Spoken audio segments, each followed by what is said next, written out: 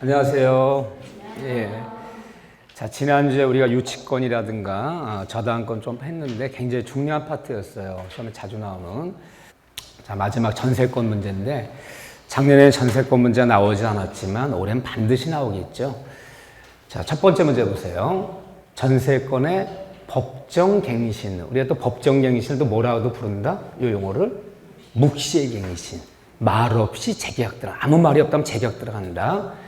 이 전세권의 묵시의 갱신은 건물 전세권에만 인정되고 1년의 최단 기간의 보장은 토지 전세권에도 적용된다. 맞는 지문, 틀린 지문. 이 앞에까지는 맞았어요. 근데 뒷지문이 틀렸죠. 토지 건물 전세 다 똑같은데 건물에만 있지 토지에 인정되지 않는 거 두 가지가 있다. 첫째 뭐가 있었죠? 법정 갱신제도. 최단 기간 1년 보장. 어디에만 있다? 건물에만 있다. 토지는 없다. 하지만 토지건 건물이건 둘 다 최장기 제한은 둘 다 몇 년? 10년. 근데 왜 10년이란 말을 우리가 강조를 했죠? 다른 거. 남의 부동산 빌려 쓰는 지상권, 지역권, 토지임대차, 건물임대차, 주택, 상가 어디에도 최장기 제한이 없는데 전세권에만 10년 제한이 있다는 거. 최장기 제한. 요 지문은 물론 X고요. 자, 두 번째 볼까요? 굉장히 제가 강조한 거죠. 우리 전세권에서 최근 7번 본 시험에서 가장 많이 나온 지문 하나만 골라라 그러면 이 지문이에요, 지금요. 건물의 전부가 아닌 일부에 대해서 전세권이 설정되어 있는 경우, 그러면 건물의 일부에 대해서도 전세권은 설정할 수 있나요? 있죠. 용익물권, 지상권, 지역권, 전세권은 전부가 아닌 일부에도 설정할 수 있다. 방 하나만도 전세권 느끼 낼 수 있다. 설정되어 있는 경우 그 전세권자는 그 건물 전부에 대해서 후순위 권리자 기타 채권자보다 전세금에 우선 변제를 받을 권리가 있다. 항상 우리가 민법 배울 때 우선 변제권, 우선 변제란 말이 나오면 뭐가 우선 변제다? 우선 변제권. 아주 쉽게 생각하자. 이것이 있다면 우선 변제권이 있는 것이고 이것이 없다면 민법 배울 때 우선 변제가 없다 부르는 거죠. 한마디로 얘기하면 어느 목적 부동산이 경매되었을 때 경락대금에서 다른 채권자보다 먼저 순위를 비교해서 우선 배당받을 수 있다면 우선변이 있는 것이고 경락대 배당 들어가서 배당을 받을 수가 없더라. 다른 채권 먼저 우선 변제권 없는 거죠. 그런데 전부간 일부에 대해 설정했을 때 그 우선 변제권은 전부에 대해서 그 부동산 전부에 대해서 우선 변제를 받을 권리가 있다. 맞는 지문, 틀린 지문. 많이 들어서 대답 안 하시는 거 봐. 틀릴까 봐. 맞는 지문이죠. 전부가 아닌 일부에 설정했을 때 경매 신청권은 어떻게 미친다? 경매 신청권은 일부에만 미치지만 우선 변제권은 전부에 미친다.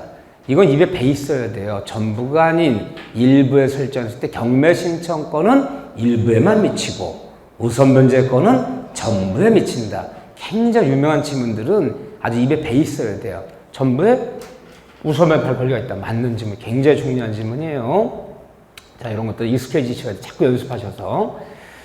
유치권이 인정되기 위해서, 이 지문은 너무너무 중요한 지문이죠.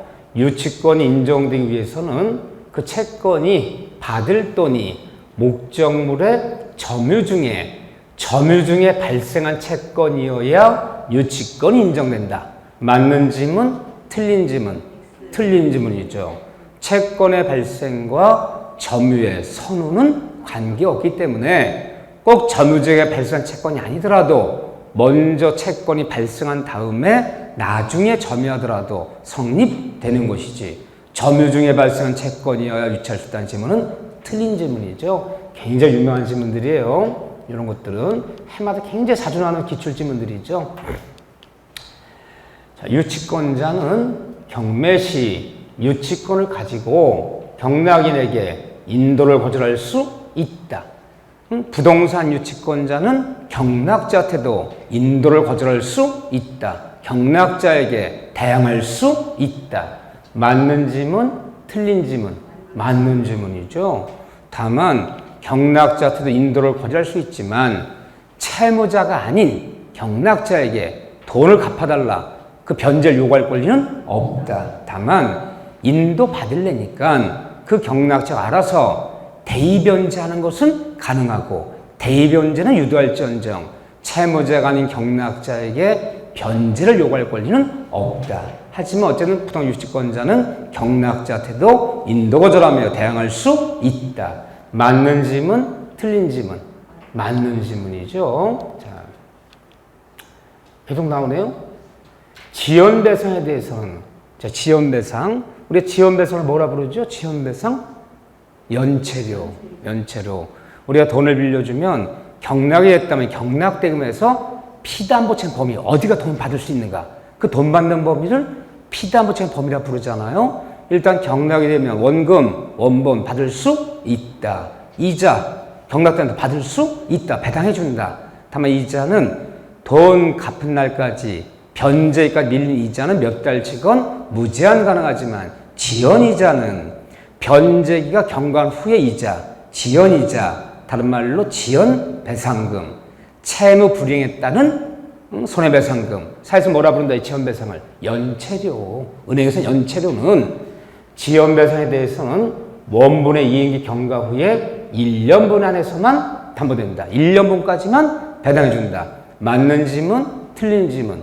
맞는 질문이죠. 네. 자, 여기까지 해서 우리가 정리하고, 자, 넘어가겠습니다.